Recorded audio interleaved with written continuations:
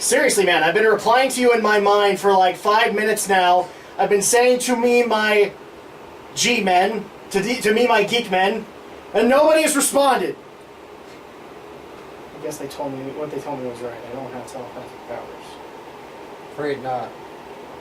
Well, I'm not bald, so therefore I'm not the most powerful telepath in the world. Welcome, everybody, to this vlog of... What the hell was that? I'm trying to do something silly here, and yet you get on my case about it. All you're interested about is me making the Hideki Anno jokes. That's all you want. Just, it was the... I didn't understand. Welcome, everybody, to our vlog of X-Men Apocalypse. X-Men? Did you say X-Men? I said, X-Men, X-Men, faces again, X-Men. X-Men. I'll save you, Wolverine!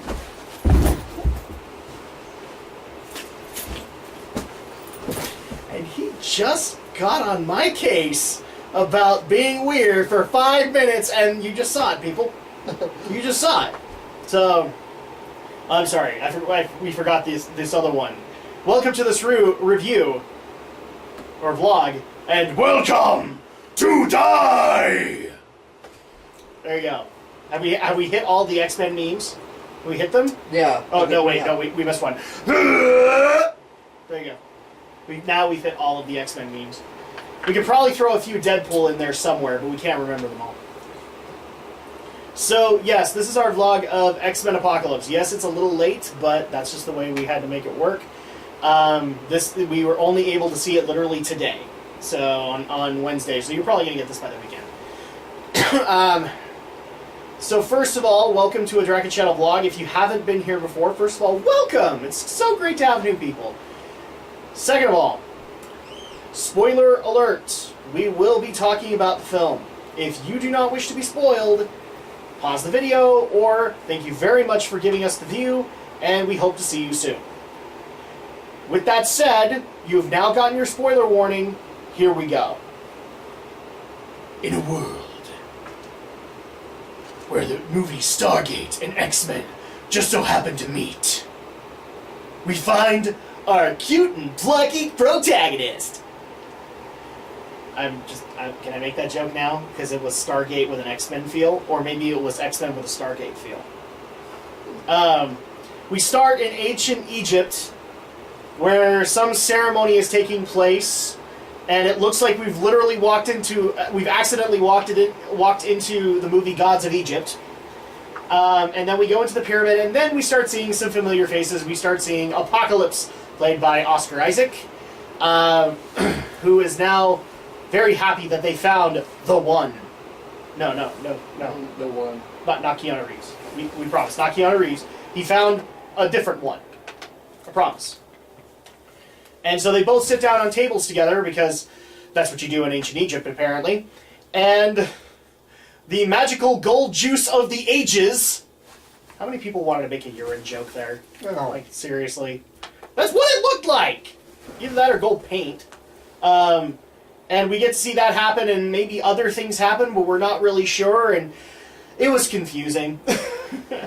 But we also get to see his former right-hand mutants, like the most powerful mutants at that time, and yes, the effects were cool, and I'm not going to deny that concept.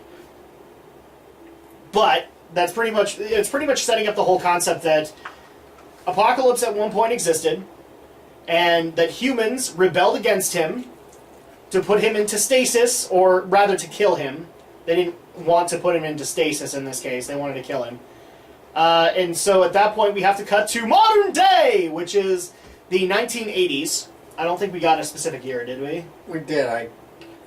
Please tell me it was 1985. It was 83, I think. Oh, I was born that year. Yay! Now everybody can figure out how old I am, and I can stop getting the question. So at that point we immediately cut to... was it the school?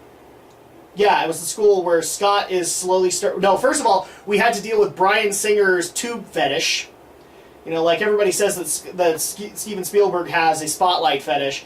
We had to deal with Bryan Singer's tube fetish, where he uses the passage of time as a tube that we're all going through. Come on, that happened. You know it did. Well, this happened in like every X-Men. Yeah, that's what I'm saying. It's a tube fetish. Because he always does it. And so at that point, we cut to a high school where young Scott Summers, don't ask me to quote the actors, I cannot, I tried to go look up their names and I couldn't keep them all in my head. Where a young Scott Summers is just barely discovering his powers for the first time. And therefore, decides to nuke an entire bathroom. I don't know what the bathroom did to him, but it definitely did something. No, it was simply an accident. Some bully was going to come in and try and beat the crap out of him, and well, that bully got the crap beat out of him. So at that point, I think we cut to Scott's family. Was that what happened? No, Scott's family came later. So we then cut to Magneto. Or I'm sorry, Henrik. Since he is trying to... No, it was Henrik, because he was in Soviet Russia. He was in Poland. Oh, was he in Poland? Okay. Yes. I couldn't tell. Like I heard Gritsky or something like that, and I thought, oh, Russian. Yes, technically Poland was part of the USSR at that point. Yeah. Let's not get bogged down in technicalities. But we cut to Henrik, who is trying to live a peaceful life after the events of Days of Future Past. So basically what's happened up until this point is that all of the events of Days are pretty much categorized into two things. Despite the fact that awesome things occurred, when it came to the Mutant Menace, Mystique was labeled the hero, and Magneto was labeled the enemy. He was labeled the villain of that whole thing. So he decides to go into hiding. He's living a simple life. He has a wife and a daughter, and we're very happy that he's having a very peaceful life, because that's one of those things with the First Class movies, is that he's had a very troubling life, and we always want him to be able to live in peace.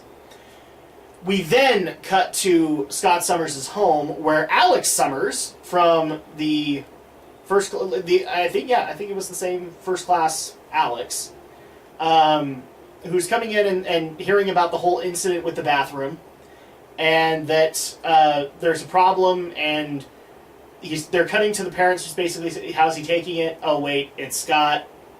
It's almost like this movie predetermined that he was going to be a douche.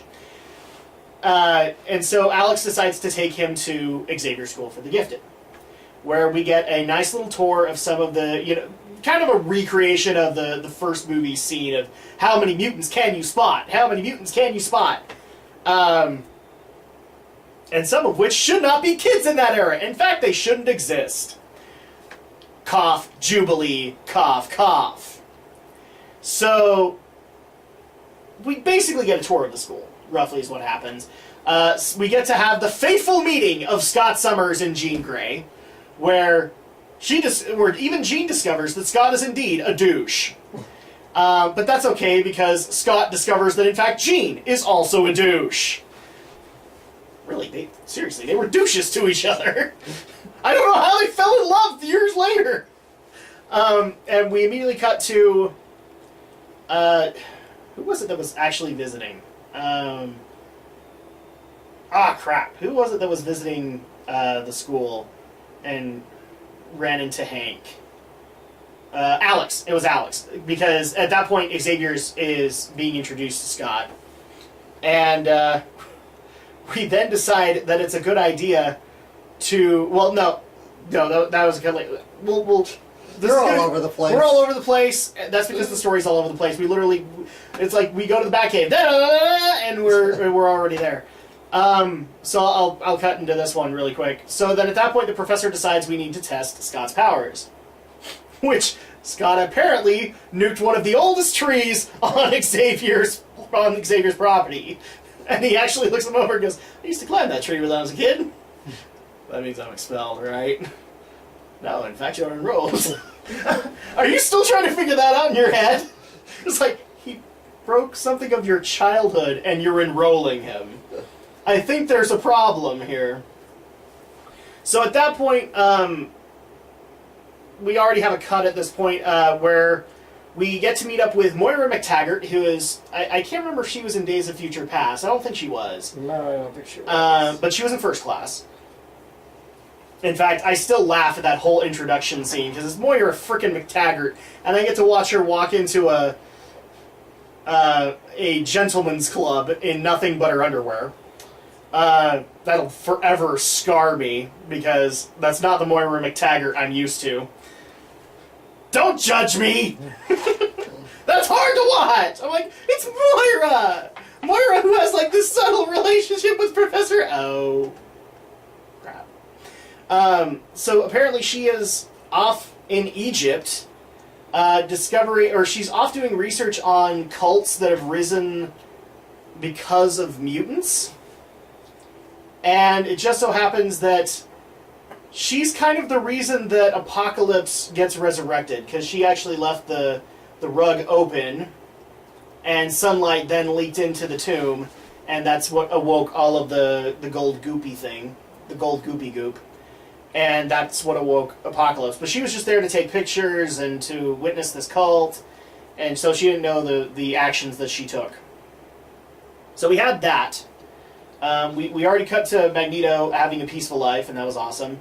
Then we also cut to a fight club, a mutant fight club, where the now Angel, so I'm sure it's the same character, I'm sure it's Warren Worthington, but basically mutants are roughly doing dogfights. Roughly. They are stuck in a cage that is electrified, they can't leave it, and therefore whoever wins gets to stay alive, and the other one gets hauled out in a body bag. And Angel just so happens to have won 10 victories. And at that exact moment, we have two key characters get thrown in. One is a young Nightcrawler, a young Kurt Wagner, who gets thrown into the pit, so to speak, with Angel. So we get to have them fight a little bit. But we also get to see Jennifer Lawrence dressed up in an outfit that I don't think anybody's ever going to forget, especially with that whole leaking of those nude photos scandal. Because she was like in that hooker dress or whatever, trying to get attention. And, I mean, all of it was because of a reason. She wanted to be able to free the mutants in there. And she succeeds. But Angel, unfortunately, gets horribly injured in the middle of that fight. So much so that he's now having trouble flying. And so he decides to fly away. But Mystique is actually able to get Nightcrawler to come with her. Basically to a mutant underground railroad to let them live wherever they want to live. And then at that point, that's when we cut to Scott testing out his powers. And we also find out that... yeah, that's right, because when Apocalypse gets awakened, there's a ginormous earthquake that basically hits everywhere in the world. Try and explain that one to me. And at that point, I think Hank and Xavier were looking into what happened because it felt like it might be a mutant disturbance in Cairo. So they decided to use Cerebro, and that's when they happen upon Moira. And so at that point, we have to deal with this whole subplot of Xavier wiping her memories from First Class so that she doesn't remember she was part of that whole thing. Having to deal with the awkwardness of that, especially since Xavier still has a thing for her. They then go to the CIA, him and Alex, and they discover what she was looking into, which was Apocalypse. She was looking into the cult that was worshipping, Apocalypse. I'm not going to say his actual... I don't think that's his actual name in the comics, but let's just go with Apocalypse. Everybody knows Apocalypse.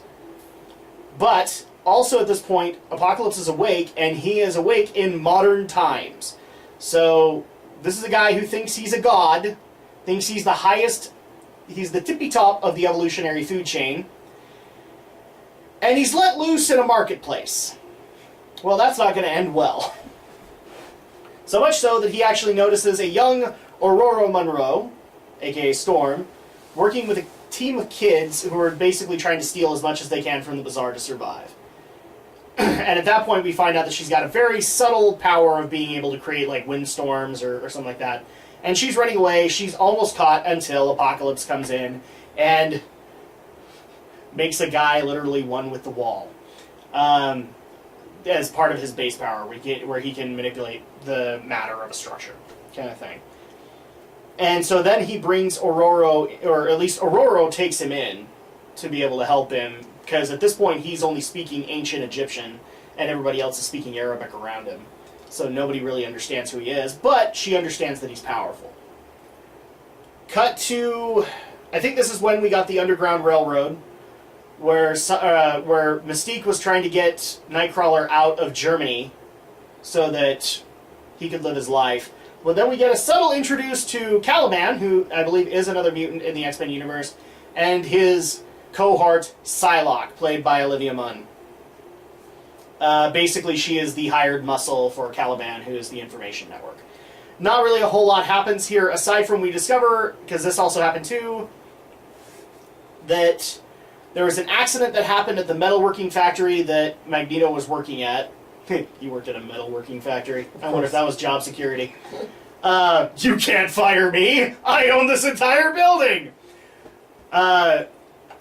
There's an accident that happens, and a smelting cup is literally about to come down on a guy, and Magneto saves him. And he looks around, making sure nobody noticed that he saved him. But people put two and two together that this accident should have gone through the way it did, and the police then come to his house out in the middle of the boonies when he is trying to get his wife and daughter out of there. And a horrible accident happens, like these do, like where some shaky guard was holding a bow and arrow and he accidentally shoots it through the wife and daughter. Plot convenience ho. And therefore Magneto has to take his parents' locket and kill them all with it. Because why not? Because we have to show that with Magneto apparently death perpetuates more death. And this is supposed to deal with the whole internal conflict that Magneto is dealing with throughout this entire movie, that he wants peace, he doesn't want to live this life anymore, he doesn't want to forever be called the villain, he wants to be left alone. But yet, things keep coming in that ruin his life. So we have that happen, and that is when Mystique finds out from Caliban that happened, because he killed a bunch of policemen, plus his wife and daughter were killed. But nobody really knows the circumstances of it, because the only witness was Magneto. And so at that point, it's being told as he killed all of them. And that spurs Mystique to use Nightcrawler to go to Xavier's school to talk about Eric. And, you know, the usual stuff that's happened in the last two movies when it comes to Eric Lensher happens, where we get into a conversation about Eric, and it doesn't really go anywhere. But during all of this, we're also dealing with Apocalypse going to Storm's apartment, and therefore showing off his power.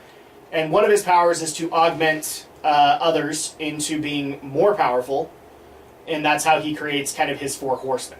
And the first of his four horsemen this time around was Storm.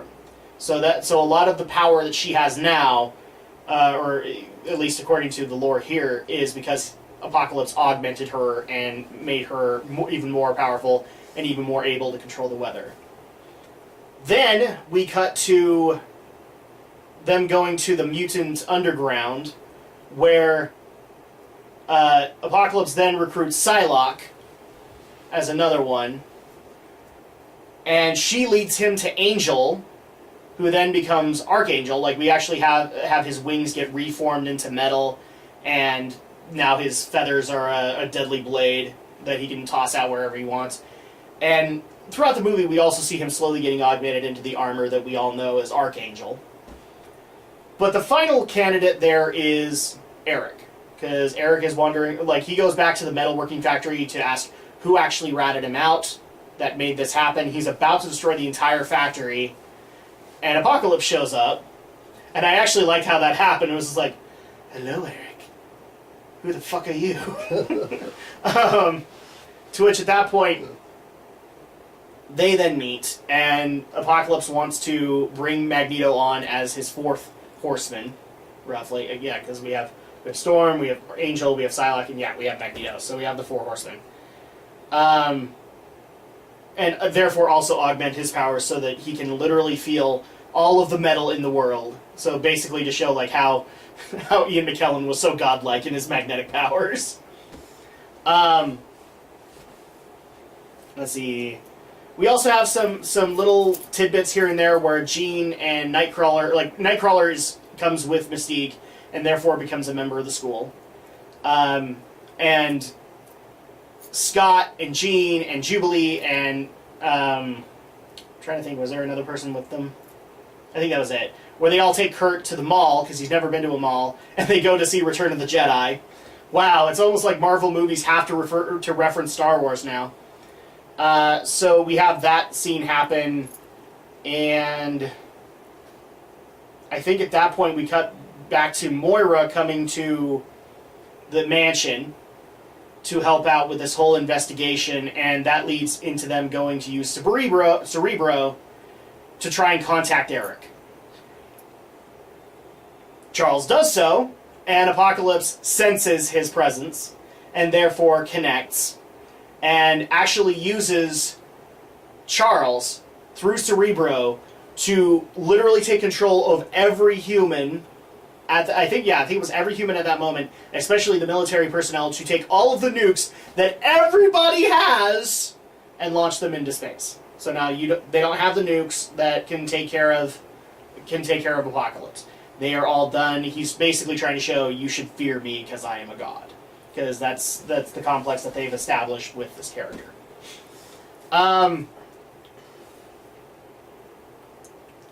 In order to get Charles out of there so that they can stop this control, they have to destroy Cerebro, which Alex does. Then we get to cut to Apocalypse coming to the X-Mansion, the lower floors, to get Charles, which in turn causes Havoc to blow up the lower portion and therefore all of the X-Mansion. And before all of this, we also cut to Quicksilver. So the Quicksilver that everybody hated, apparently, from Days of Future Past, it's now the 80s, and he hasn't really changed much. But he's now interested in Magneto, and we're not sure why.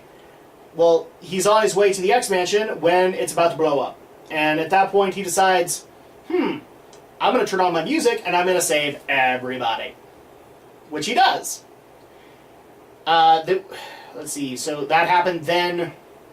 Seconds later, we have the Weapon X crew with Colonel Stryker try to come and take take Charles and take Mystique and all of the key mutants that they think are responsible for this.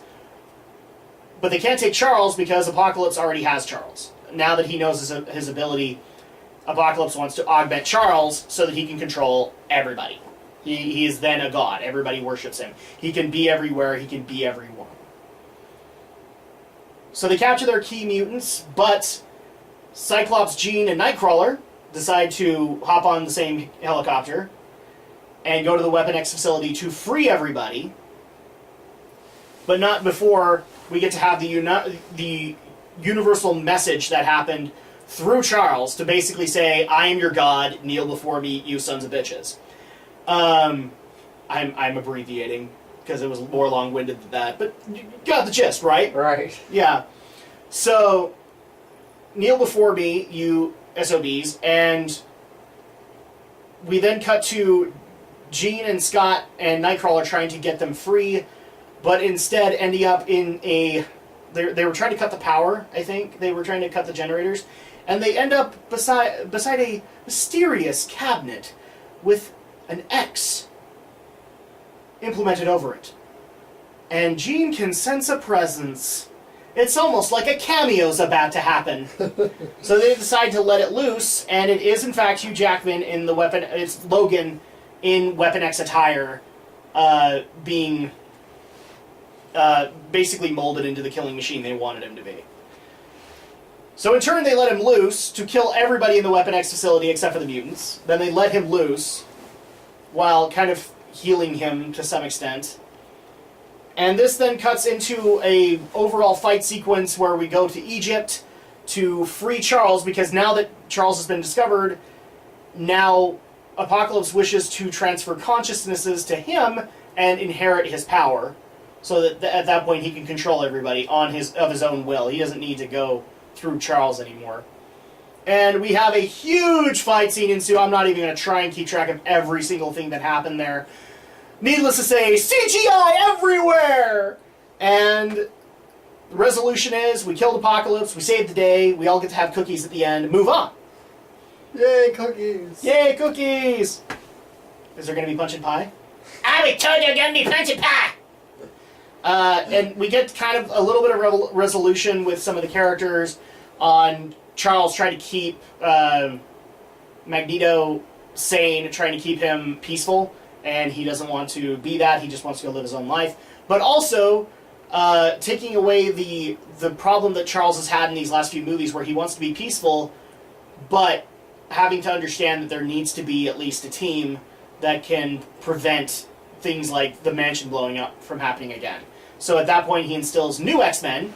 Mystique is now helping him to instill these new X-Men, and it is Quicksilver, we have Jean, Scott, Storm, and Nightcrawler, all of which are wearing appropriate costumes instead of just the black spandex. They weren't spandex, they were bodysuits. And they were probably rubber. What, are you mocking the ones that they were in? In this one, yeah. No, they were all unique. They all like matched the outfits that these characters have at one point worn. So like Nightcrawler actually did have red kind of shoulder pad things. Storm was still donning her Apocalypse armor, but it's still reminiscent of other outfits. You had Cyclops actually wearing the whole blue and yellow attire. I think the only one that wasn't was Jean, and that was just because she was still in a straight black jumpsuit at that point. And then we also had Quicksilver, but he was still in that outfit too. But it's pretty much setting up for at least one more X-Men movie after this one. And that's pretty much the plot. I know I missed a ton in there. In fact, one of the things I missed was that we had to deal with the whole plot line of Quicksilver realizing that Magneto was his dad. And I'm still trying to figure out how that works, because they almost look like they're the exact same age. Like, are you saying that Magneto was having kids at 10? You'll have to remind me, but wasn't that established in Days of Future Past? No. No? Nope. How do I know this? I think they may have established that he was looking around for his dad, or that he thought he had a deadbeat dad, but they didn't really do that.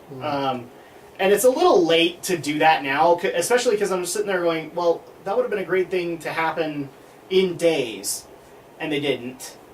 I don't know why, but they didn't. But that's pretty much the plot of X-Men Apocalypse. And I've been talking here for a while, so Alex, what did you like about X-Men Apocalypse? Okay, well, X-Men Apocalypse, too much water, 7 out of 10, I'm kidding. Too much water? I don't know why I went there. No, I haven't drinking. I'm sorry! Storm controls the weather, okay? Sometimes it rains! Sometimes it rains. Okay. It rains because you're crying, dear. Men in Black 2 reference Men in right Black there. 2.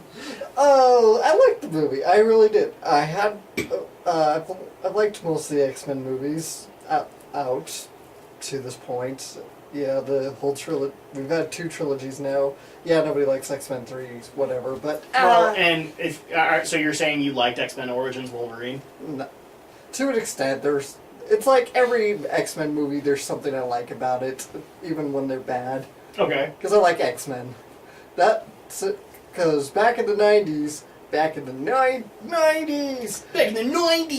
you know, the 2 cartoons I watched the most, X-Men and Spider-Man. So. Did you ever watch X-Men Evolution at all? Yes, I watched X-Men Evolution. Okay. So, and that was the 2000s. That was, and it was good. Yeah, it was good.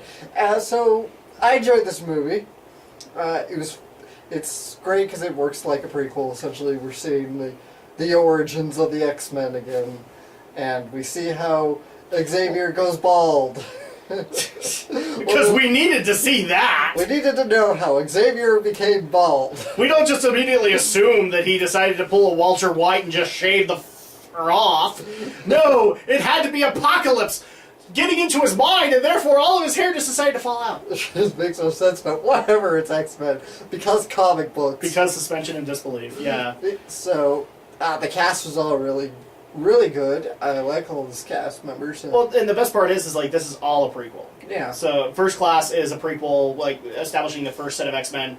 Days of Future Past is basically taking is one ginormous apology film for all of the movies that came before First Class, and then we had Apocalypse, which is establishing a new team, establishing the new X-Men, and they Yes. actually say X-Men. They don't cut like Avengers troll. Although I still wanted to hear Xavier say "To me, my X-Men," because that is a trait of the X-Men comics. Right. It's like, to me, my X-Men, and I've wanted them to do this. I had a feeling they wouldn't, and yeah, They didn't. it's disappointing. I know it's a courting line, people, but it's still good to me. It's something that Xavier would say. So, okay. Were there any specific things that you liked out of it, or? Well, the fight scenes were pretty cool. You know, it was fun to watch all the three. What was it? Four? Well, three of each were fighting because you had Psylocke, Archangel. Psylocke, Archangel, and Storm, and then Versus- their counters were Beast, Cyclops was countering Storm, and who was countering?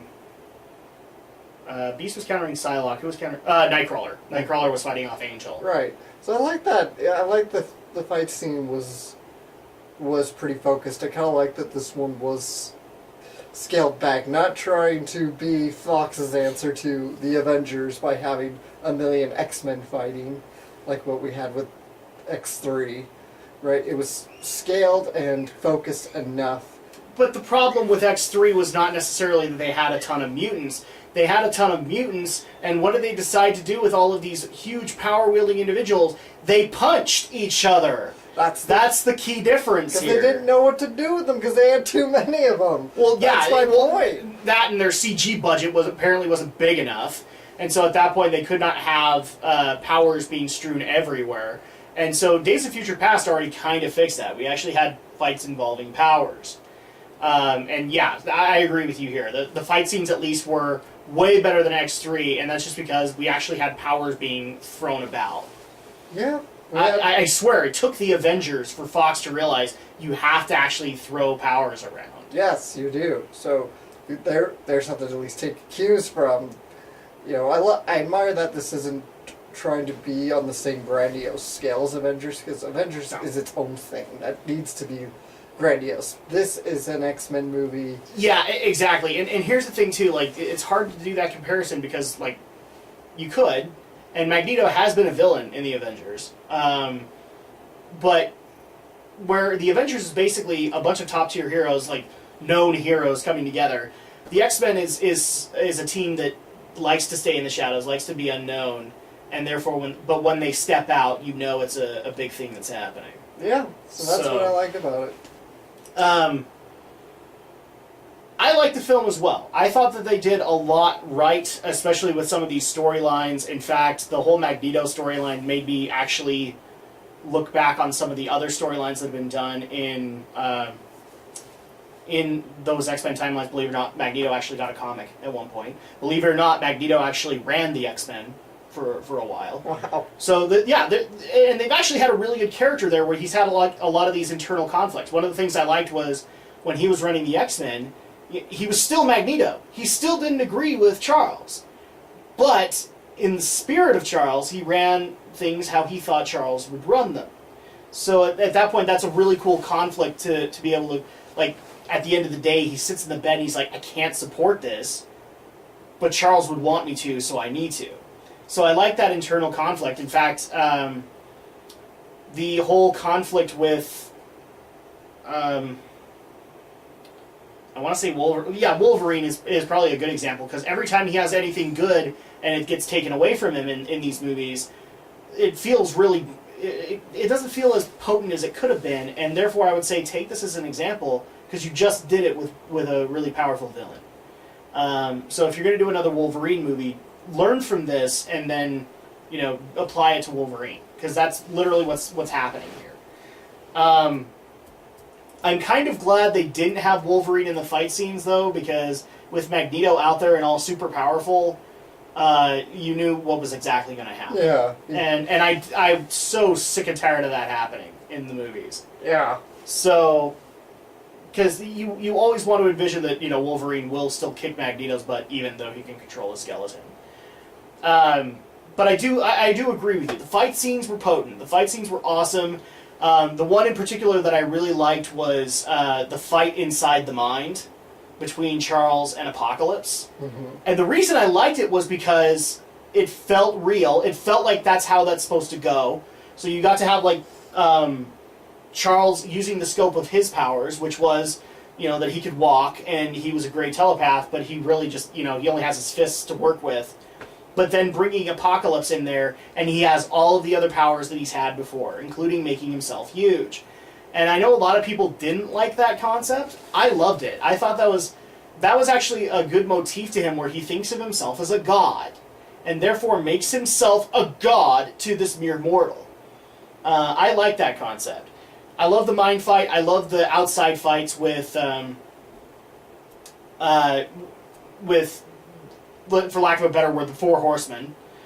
Even though Magneto didn't really fight, we got to see Mystique kind of talk to him. I liked it all. I thought it was really good. I do have complaints with it, but we'll get to that in my dislikes. But I'm kind of there with you. I thought this felt like First Class. I thought it felt like Days of Future Past. I also felt it felt like X2, and so I think they did a good job with this, especially when it came to the story direction, because this does set things up for a really good next movie. That doesn't necessarily have to have a big bad villain, but just kind of establishing these new X-Men and threats that they now face. So now that we've talked about the likes, let's get into the dislikes. Right. So what did you dislike about this movie, Alex? Well, I really didn't need the Wolverine cameo. I didn't see a point. Not really, no. Maybe it's setting up for the next Wolverine movie. I don't care. I haven't watched any Wolverine movies since. I think it's also technically setting up the next X-Men movie, too, because I think that's the one where we've seen Wolverine in his uniform. Right. And if it's doing that, fine, but I still feel like we could have just done without the Wolverine cameo. Yeah. It added nothing to the movie, and... Well, if it added anything, it was establishing Wolverine's history, where he did do this. He got... Granted, the story is different in the comics and in the other movies, is like where he released himself and murdered everybody in the Weapon X facility. So at that point, this gives an interesting twist to that in saying that Jean was actually the one that let him loose. And so, if anything, it's letting events unfold as it did, but I agree with you. He got a lot of screen time. And I don't necessarily agree that he needed it. Yeah. So, okay, other dislikes? Other dislikes... I think that's really it. I think that's just the one thing that... wow, Hugh Jackman, the one thing that usually saves an X-Men film. Yeah, we love Except for that one we won't mention. This time you say he killed it. He didn't kill it. I'm just saying it was not really necessary. Okay. Just because I don't know. I know Days of the Future Past, time travel, wibbly wobbly. It throws a lot of the other movies out of continuity here, but now it just makes me kind of wonder how... I kind of wonder if it was put in there just to set up the continuity for the next Wolverine movie. That's what I'm thinking, and I'm just like, but... Well, how does this now work with the end of Days of Future Past, right? And, well, where do the other movies still fit in? I get it's kind of the we joke at Days of Future Past is the apology film, but... The other three don't exist. Are you sure it outright Yes. recounts everything? Yes, Brian has actually said that he confirmed that it was a ginormous retcon. All right. X-Men 1, 2, 3, X-Men Origins, they don't exist in this timeline anymore. He actually confirmed it. So basically Days of Future Past wiped away all the things that everybody thought was shite, and then moved on to Apocalypse to have the proper X-Men movies that people feel they want. Yeah, that makes sense, just because Mystique is now leading the X-Men, essentially. Not leading them, but basically their drill instructor. Right. Because, I mean, Charles leads the X-Men. Charles always leads. But the fact that Mystique is actually coming in and teaching them how to fight, that was actually a nice touch. Yeah. It was basically Xavier actually... Because he does kind of embrace Magneto's beliefs. He trains the X-Men, after all. So at that point, it was a nice little compromise to let Mystique train them instead of, like, Eric, kind of thing. I like that little twinge that they did. And they also kept true to her colors, too, because white and blue is her thing. So, Is that all your dislikes? Yeah. Okay. That's it. Mine is... I'm not exactly against the Wolverine cameo as much as you are. If anything, I think it's just... It was setting continuity into motion, and he had to obliterate everybody on the X-Men, or on the Weapon X compound. It was only a question of how they did it, and I like this little twist where it wasn't him that released himself, it was somebody else. I thought that was a nice little twist, and something that could actually go later into Jean, where, because she had to go and heal him too, that she had to go into his mind and help him find peace, so that's something that she could deal with later. Instead of having the whole, because at this point, since they were teenagers, let's just be honest, like they were set up to be 17, 18 years old, you can't do, and if you don't make the argument to me, people, I know you will. You can't do the whole love triangle between Logan, Scott, and Jean. It's going to come off as creepy. So at that point, that wasn't a great thing for them to do and just say, she helped him find peace, and now he can go live his life, kind of thing. I like that concept. My main dislike with the film was kind of the same problem that I've had with the Spider-Man films. And another thing that I've started to see slowly happening in the X-Men films. If you have too many mutants, you run it. It's exactly what you said with X3. You run into the problem. It's not necessarily you can show off their powers. You can do that. But each of these mutants has a backstory, and each one of them has a cool aspect to their character, and you don't have enough time to tell them. So, like, for example, well, first of all, Jubilee shouldn't have been there. Again, that was another squicky moment, because she's technically a kid in the 90s X-Men. So at that point, like, Scott's supposed to be in his late 20s, early 30s. And nope, she's a high school student right along with them. Well, it's not like Jubilee's... It's a nitpick, but I still have a problem with it. Yeah, but it's not like Jubilee's been established in any of the other movies. Yeah, she has. Where? Well, you know, we have to... It was a retcon movie now, but yeah, she was in X1. They had a kid that was actually cast as Jubilee. I don't... Purple hair and bubble gum and all that. I don't seriously remember that. It's in the classroom scene, the first one with Rogue, where they establish Bobby and all that. Right. She was in there, and I think she even showed up in X2. So they've had Jubilee before. All right, but not as a prominent character. So no, she's never been a prominent character. I want to emphasize that. So it doesn't. Yeah, it doesn't bother me that they just changed it around here, make her.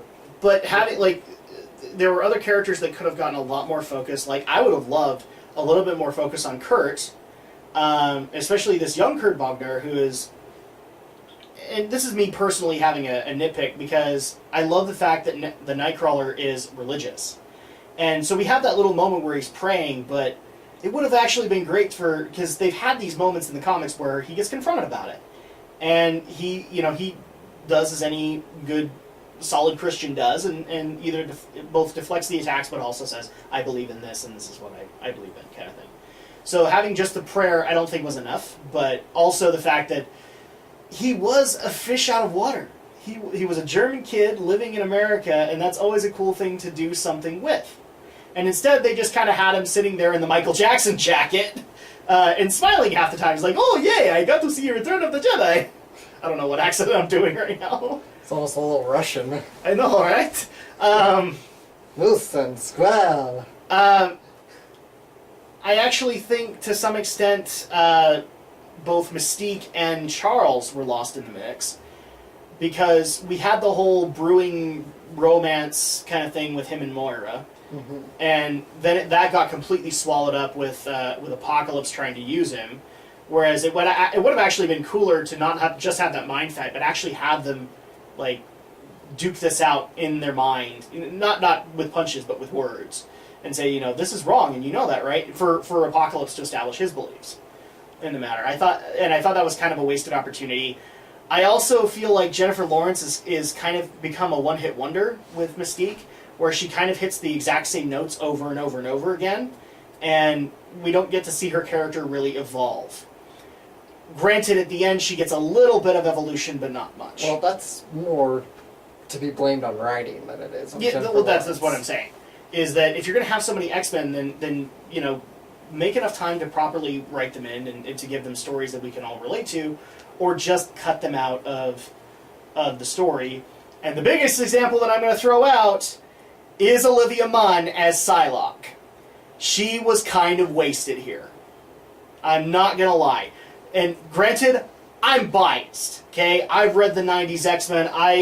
In fact, I remember the time when she was part of the X-Men Blue Team, when they actually had two different teams. Storm was leading one, Cyclops was leading another. She was part of the Blue Team. And she's an awesome character.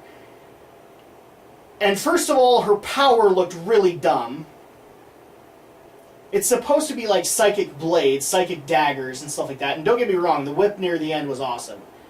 But when she pulls out that blade on Apocalypse, was I the only one that wanted to make a Futurama joke about that being the thing longer?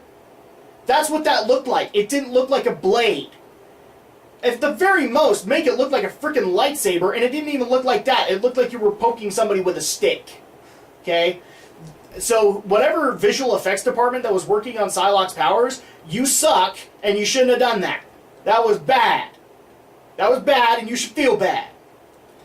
The second thing that also really bugged me with that character was, A, she got no lines.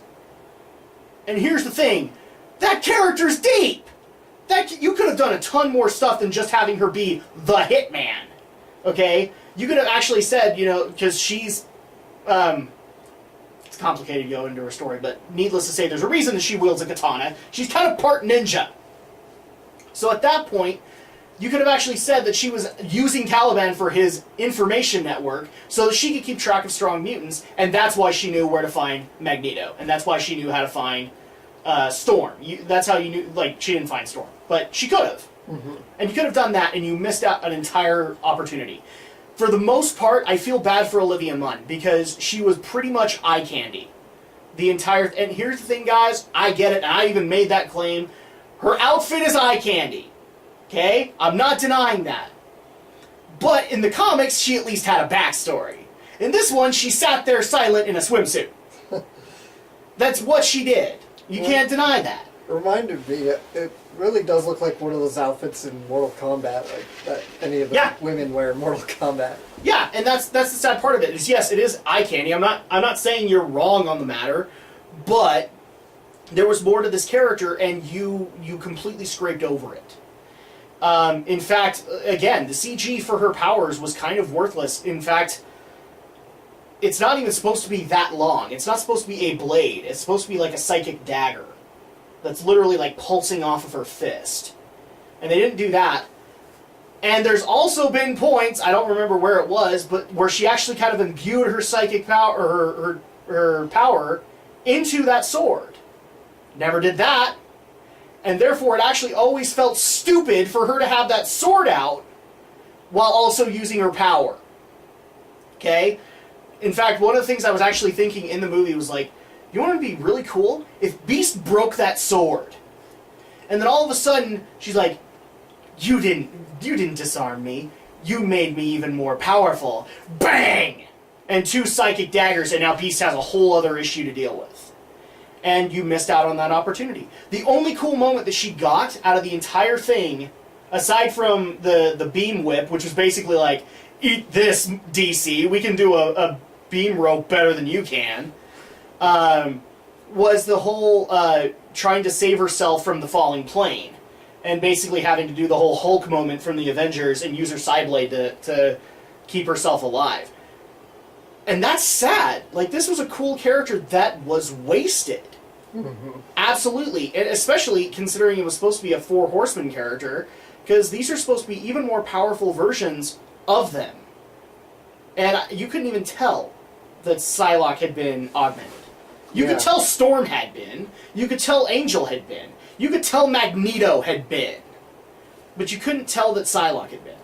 And so I felt that was a wasted opportunity. In fact, what you really should have done there, people, over doing X-Men Apocalypse, is kind of what X-Men Evolution did, where they made Professor X one of the 4 Horsemen.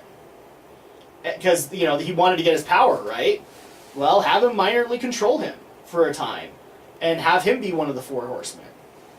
That was a cool moment, and it wasn't done. So those are my major dislikes with it. If there's too many mutants in the kitchen, cut a few of them so that you can focus on their stories. Because, you already had really good moments with Scott and Jean, and when you bring in a blank mutant, like, for Psylocke, for lack of a better term, it just feels wasted. It feels like wasted space that we wanted to invest in, and there was no reason to invest in it. So, that's my main dislike with the film. With that said, where does this film measure up? How would you score X-Men Apocalypse? All right, I give it, the movie an 8 out of 10. Okay. And just for the reason that you're giving, should Bryan Singer get another X-Men movie out of this, or? I could kind of care less.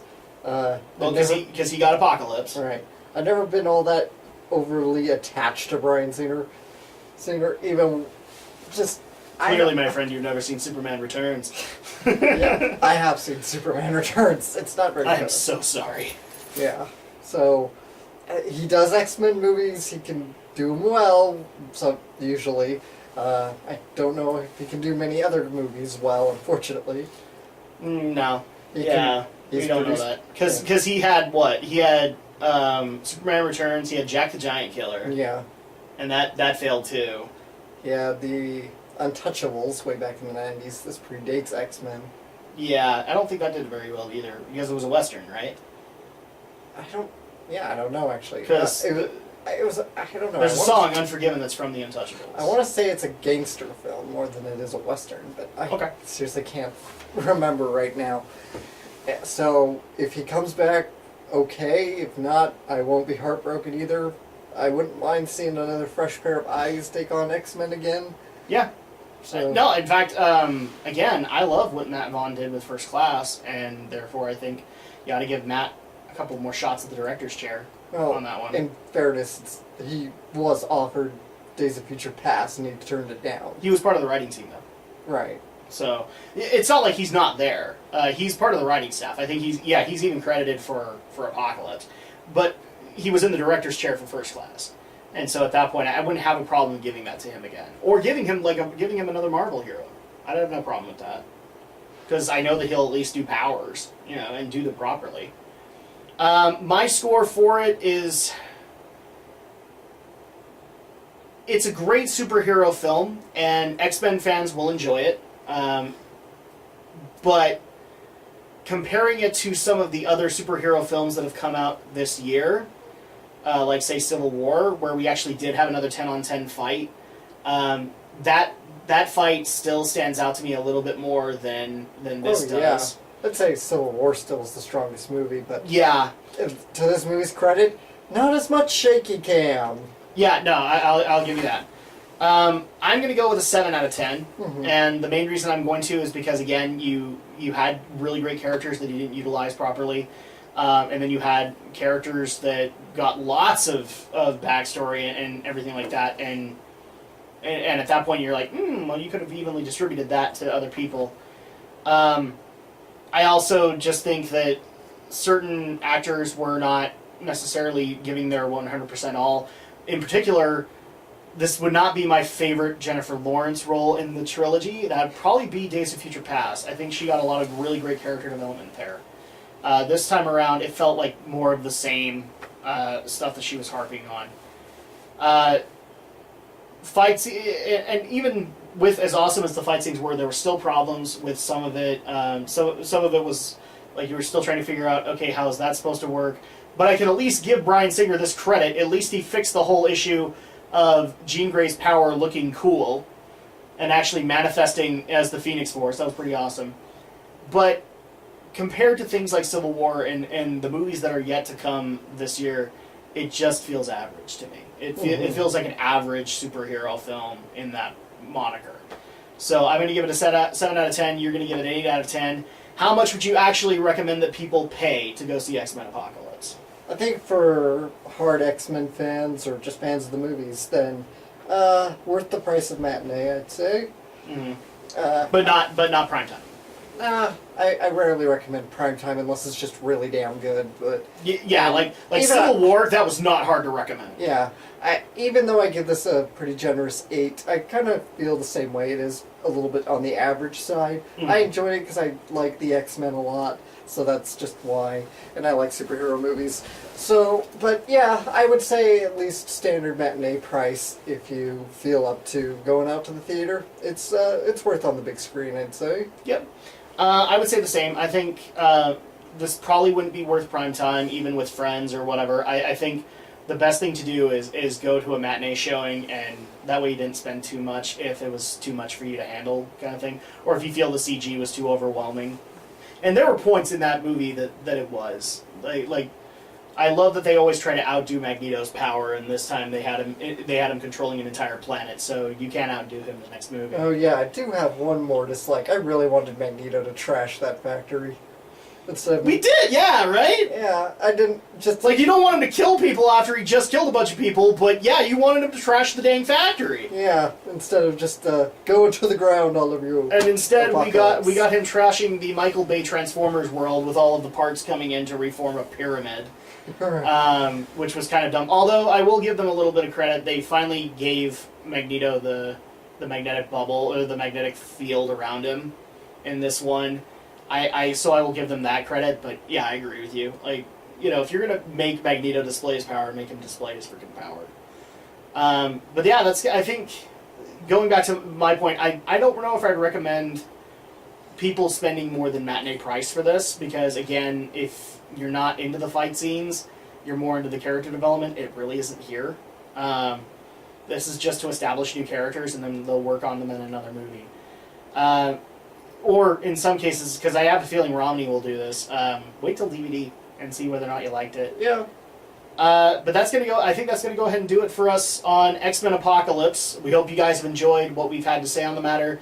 If you liked it, give us a like. If you don't like what we had to say, feel free to leave a comment and say, you know, you liked Psylocke in the movie and here's why. I'll be more than happy to probably interject my opinion on that. She is pretty hot.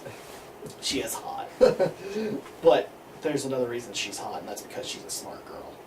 And this movie didn't teach you that at all. Instead, it just taught you that she had a good swimsuit body.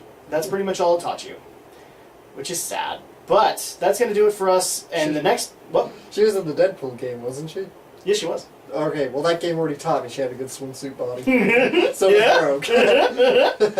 No, and again, Psylocke has tons of backstory. It's one of those things where people recommend that we ought to go into the X-Men Generations games, because you actually get to know her backstory. Cool. So we will probably have to do that at some point. But the next movie that we're going to be tackling, a lot of people are going to be a little disappointed, because people wanted us to tackle Turtles. Well, you're a little disappointed, and the reason I say a little is because it's not just going to be you and me. This is going to be a Geek News group review of Ninja Turtles Out of the Shadows. It just feels appropriate, people. Our first group review was Turtles. So I think we have to do Turtles. We have to go see Bebop and Rocksteady and see whether or not they match up. So the next movie that we will be doing a vlog for, I'm excited for, although the rest of Europe isn't right now, and that is, we've got to teach you about the world now. The world of Warcraft. Of Warcraft. Specifically, Warcraft, the origin. So we'll see you guys next time for our vlog on Warcraft.